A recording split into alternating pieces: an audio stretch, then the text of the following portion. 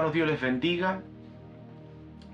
Quiero compartir con ustedes una palabra del Señor y me gustaría que abrieran sus Biblias en el libro de Segunda de Reyes, capítulo 5, versículo 8 hacia adelante. Su palabra dice así: Cuando Eliseo, el varón de Dios, oyó que el rey de Israel había rasgado sus vestidos, envió a decir al rey: ¿por qué has rasgado tus vestidos? Venga ahora a mí y sabrá que hay profeta en Israel. Y vino Naamán con sus caballos y con sus carros y se paró a la puerta de la casa de Eliseo.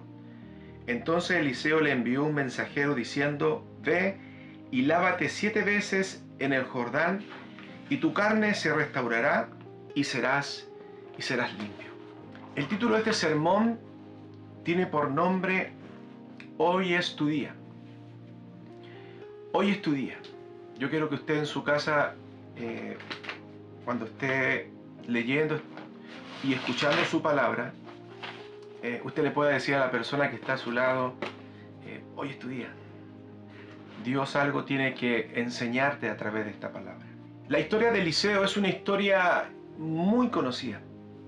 Quizá usted esta historia la haya escuchado en otro sermón, en la misma iglesia, o a través de un sermón en una radio, o quizá usted haya escuchado esta historia cuando usted era niño en una escuela dominical. Es una historia muy popular, una historia que tiene una tremenda enseñanza, que uno la contextualiza desde el tiempo de Naamán al tiempo de hoy. Y este sermón tiene el título Hoy es tu día, porque específicamente en ese tiempo fue el día para Naamán, el día que Dios había preparado para que Naamán fuera sano de su enfermedad.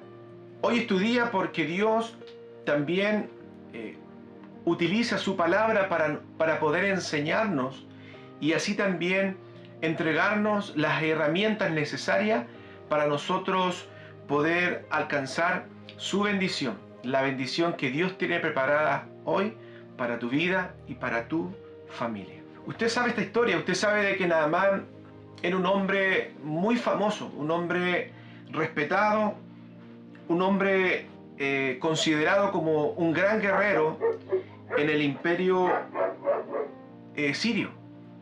Un hombre famoso por su valentía, un hombre de gran coraje y un hombre que lastimosamente escondía algo dentro de sus vestiduras. Este hombre famoso, general del ejército sirio llamado Naamán, era un hombre guerrero, un hombre con muchas habilidades, pero era un hombre que ocultaba dentro de su traje de general una tremenda enfermedad llamada la lepra. La lepra era una enfermedad que en el tiempo de Naamán no tenía cura, no tenía un remedio o no existía algún antibiótico que pudiese provocar en él la sanidad. Entonces, para en el tiempo de Naamán, las personas que se enfermaban de lepra eran personas que poco a poco iban muriendo dentro de su cuerpo. Bajo la norma y la ley judía, los enfermos de lepra eran personas que eran expulsadas de los campamentos judíos. Eran considerados una enfermedad muy contagiosa, del hecho de que el cuerpo comenzaba a podrirse, emanaba olores muy fuertes, y eran consideradas personas que debían de vivir fuera de los campamentos. El único que podía aprobar a un enfermo leproso sanado era el sacerdote. Estoy hablando bajo una norma judía. Pero en este imperio sirio, este imperio que gobernaba en su tiempo y gobernaba sobre Israel, desconozco las normas de ellos, pero sí es una enfermedad que tanto como para Israel como para los sirios era una enfermedad contagiosa. Entonces, a pesar de la gran importancia que este general tenía bajo su gobierno como general de los sirios, iba a llegar un momento en donde su enfermedad ya él no la iba a poder ocultar bajo ese gran traje de general, sino que ya su enfermedad iba a ser tan de contaminación, iba a ser una enfermedad que ya iba a no poder ocultarla, iba a ser una enfermedad tan visible que ya quizá el reconocimiento como gran general iba a comenzar a producirse una tremenda decadencia como general del ejército sirio. Yo creo que cualquier persona, al saber que es afectada por alguna enfermedad de carácter mortal, siempre va a querer encontrar de una u otra forma la cura para su enfermedad. A este hombre algo horrible estaba por sucederle. Naamán representa a todos aquellos que interiormente aparentan una vida llena de logros, de grandes éxitos.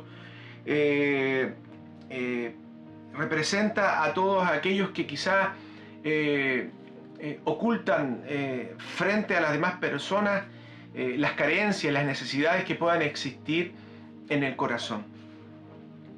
Dentro de esta tremenda vestidura que este general sirio tenía, él ocultaba esta tremenda enfermedad, que era una enfermedad que poco a poco se iba a dar a conocer frente a todas aquellas personas que lo conocían como el gran general del ejército sirio.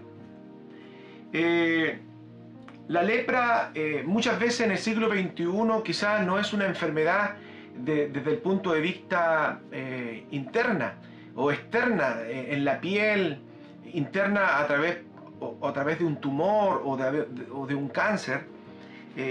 La lepra representa en el siglo XXI las enfermedades que muchas veces existen en el alma de todo cristiano, que muchas veces lucha por querer aparentar frente a las demás personas como un gran general o como una persona importante, y no querer demostrar delante de las demás personas las debilidades que muchas veces ocultamos dentro de aquel traje que queremos representar hacia las personas que nos conocen. Pero así como Dios tenía preparado para Naamán la sanidad, es así también que Dios en este siglo XXI tiene preparada para nosotros la sanidad para nuestras vidas. Hoy Dios quiere enseñarnos a través de esta palabra o a través de esta reflexión tres puntos que son de suma importancia, en donde Naamán tuvo que realizar para poder recibir la bendición, la sanidad, no solamente de la sanidad externa, sino también de la sanidad de su alma. Y una de las instrucciones, de las tres instrucciones que Naamán tuvo que hacer para poder alcanzar la bendición de Dios, fue acudir a la presencia de Dios. El versículo 8 que nosotros hemos leído dice que cuando Eliseo, el varón de Dios, oyó que el rey de Israel había rasgado sus vestidos, envió a decirle al rey: ¿por qué has rasgado tus vestidos? Venga ahora a mí y sabrá que hay profeta en Israel.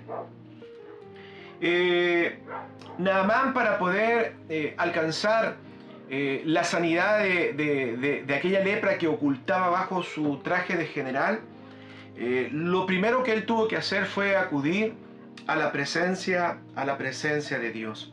El profeta Eliseo representaba la presencia de Dios en la tierra y sobre Israel. Israel entendía que el único que podía entregar palabra de parte de Dios era a través del profeta. Y en ese tiempo y en ese entonces, el profeta que Dios utilizaba para poder llevar palabra de Dios era Eliseo. Entendiendo también que el imperio sirio había tomado cautiva personas creyentes, hijos de Dios, israelitas y judíos, habían sido tomados cautivos y llevados a Siria. Bajo el gobierno sirio, bajo bajo la dirección siria sobre sus vidas. Y así la historia cuenta que una sierva creyente, una sierva cristiana, una sierva judía, vivía en la casa de este gran general. Y esta mujer, cuando vio la necesidad de Naamán, no dudó en decirle a ella que en Israel había un hombre de Dios que tenía la cualidad, tenía el don para poder sanar a Naamán de su enfermedad. Por lo tanto, ¿qué tuvo que hacer Naamán? Naamán tuvo que acudir en búsqueda de esa respuesta, tuvo que acudir a Israel para poder conocer quién era ese hombre que tenía el poder de parte de Dios para poder sanar su vida. Dice que Naamán solo debía acercarse a la presencia de Dios para poder recibir las instrucciones claras de cómo encontrar la sanidad para su enfermedad. Lo único que debía de hacer Naamán para poder recibir la sanidad de su lepra, la sanidad de su cuerpo y la sanidad de su alma, era acercarse a Dios. Amén. Usted sabe la historia y usted conoce de que Naamán le contó a su rey. El rey mandó carta al rey de Israel, mandó regalos, mandó obsequios para que el rey pudiese sanar a Naamán. Y el versículo 8 en el cual nosotros hemos leído, el rey lo toma como una ofensa y lo toma como una estrategia pensando de que el rey sirio iba a atacarle, porque él no tenía esa cualidad de poder entregarle a Naamán la sanidad de esa enfermedad.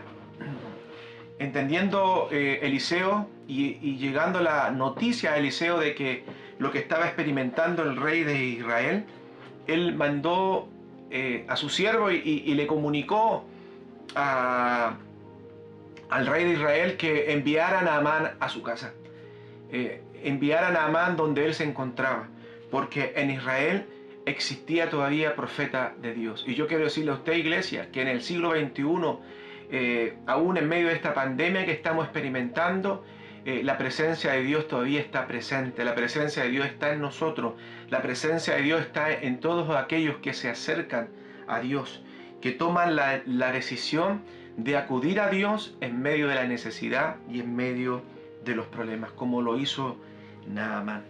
Lo segundo que hizo Naamán para poder alcanzar la sanidad y poder alcanzar la bendición de recibir la sanidad de su cuerpo fue humillarse delante de la presencia de Dios.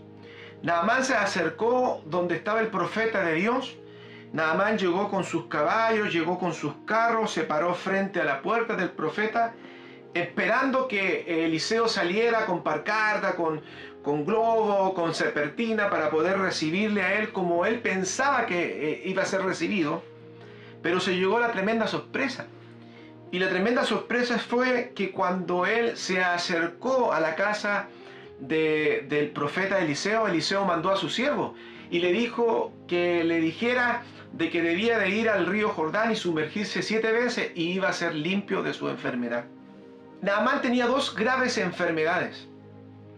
Una de ellas era la lepra, pero existía una que era más poderosa que la lepra, y eso se llama orgullo.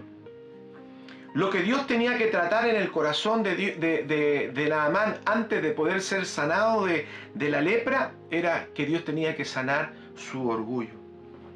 Creo que toda persona que quizá alguna vez en su vida ha alcanzado logros, o cualquier persona que quizá en su vida o en su desarrollo secular ha logrado proyectos, ha logrado metas, muchas veces eso es bueno, pero a la vez también es malo.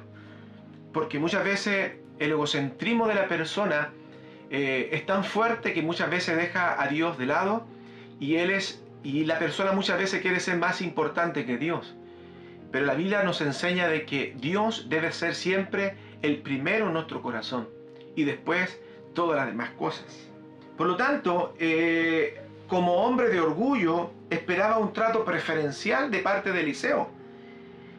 Quizá él, en su mente, y la Biblia también lo relata, él pensó, si yo debo de sumergirme 7 veces para poder ser sano, considero que para poder ser sanado prefiero mejor sumergirme en mejores ríos que el mismo río Jordán, que era considerado un río pequeño y sucio. Pero lo que Naamán desconocía y lo que Dios quería enseñarle a Naamán era de que la obediencia a Dios comienza en la humildad. La Biblia dice de que Dios no pasa por alto la oración del humilde, pero la oración del altanero, del altivo, del arrogante, Dios la mira desde lejos. Pero la oración del humilde, la Biblia dice que Dios se detiene para poder escucharla. Lo que Dios quería enseñarle a Naamán era la obediencia a Dios, pero él quería enseñarle que la obediencia a Dios comienza en la humildad. Debemos creer y tener en consideración nosotros que el camino de Dios es mejor que el nuestro, o que el camino que muchas veces nosotros nos proyectamos. Naamán, la Biblia dice que se fue enfurecido porque consideró que la cura para él no estaba a su nivel. Él era un hombre heroico y consideraba de que su sanidad debía ser desde el punto de vista heroico. Lleno de soberbia y de egocentrismo, no pudo aceptar la forma o la metodología de Dios tan simple para poder ser sanado. Debemos de considerar que para que Dios pueda provocar o producir o realizar en nosotros el milagro, nosotros debemos de actuar de una forma humilde, entendiendo de lo que Dios quiere enseñarnos a través de esta palabra. La Biblia dice que Naamán descendió. La palabra nos enseña que Jordán significa descender. Entonces entendemos que para que el milagro de Dios se cumpliese o se realizara en la vida de Naamán, Naamán debía de descender al Jordán. Debía de bajarse del caballo, caminar para poder sumergirse en las aguas en donde Dios iba a realizar el milagro. Bajarse del lugar donde él se encontraba al lugar donde Dios quería que él estuviese. Debía de dejar el lugar del orgullo, debía de dejar el lugar de la prepotencia, del egocentrismo, de la altivez, de la arrogancia, de la vanidad y de la autoexaltación para poder recibir el milagro de Dios para su vida. Para ir al Jordán, cuyo nombre significa descender, él debía de humillarse de tal forma en donde él debía de confesar y de reconocer que solamente en Israel y en todos los lugares solamente existía un Dios, y ese Dios era el Dios de los hebreos, que también para nosotros es el mismo Dios en el cual nosotros obramos. Él debía de humillarse para que el alfarero, que es nuestro Dios, pudiera realizar en el corazón de Naamán como en nuestro corazón la restauración de nuestra vasija. Lo tercero que tuvo que hacer Naamán para poder alcanzar la bendición de Dios fue sumergirse 7 veces en el río Jordán. Y yo le puse a este título, le puse sumergirse diariamente en el río de su presencia. La Biblia dice que él se zambulló 7 veces. Y nos enseña de que no solamente se zambullía bajo el agua, sino que él se zambullía, salía a la orilla del río, tenía que volver a ingresar al río, se volvía a zambullir, tenía que levantarse y salir de nuevo, y así sucesivamente por siete veces. Se sumergió allí en el río donde el poder y la gracia del Padre Celestial estaba listo para sanarlo y para restaurarlo. Esto significa constancia y perseverancia, porque cuando nosotros nos dicen algo, o quizás Muchas veces no queremos escuchar lo que Dios nos quiere enseñar, porque muchas veces nuestro ego quiere escuchar lo que nosotros queremos escuchar y no lo que Dios quiere enseñarnos. Debemos de sumergirnos en la presencia de Dios para poder entender el proyecto de Dios para nosotros y para nuestras familias. No se zambulló 2 veces ni 3 veces, se zambulló 7 veces. Eso significa que quizás a la primera zambullida él miró sus brazos, miró sus pieles, su cuerpo y no vio una sanidad. A la segunda vez observó sus brazos de nuevo, su piel, y no vio una respuesta. Hasta cuando se cumplió la 7ª vez, en donde él miró sus brazos, miró su cuerpo y pudo experimentar el milagro sobrenatural de Dios en su vida.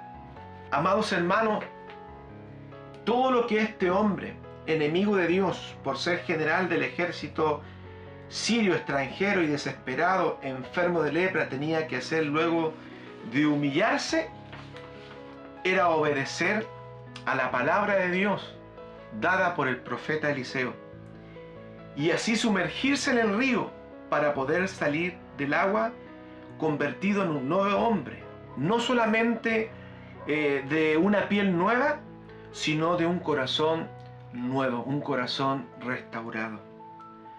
Yo quiero incentivarte a ti a sumergirte en el río de Dios y sé obediente a la palabra de Dios, no obediente a tus emociones, a lo que muchas veces tú piensas que será de Dios, sino a lo que la palabra de Dios nos enseña. La obediencia del verdadero cristiano implica persistencia, porque él no se zambulló 2 veces y se realizó el milagro. La Biblia dice que él se zambulló 7 veces. Y a la 7ª vez, él fue sanado de su piel, pero sí también fue sanado de su corazón. Ya no solo es obedecer la palabra hoy y mañana no. No es obedecer los 7 días de la semana y los otros restantes o los otros meses, no.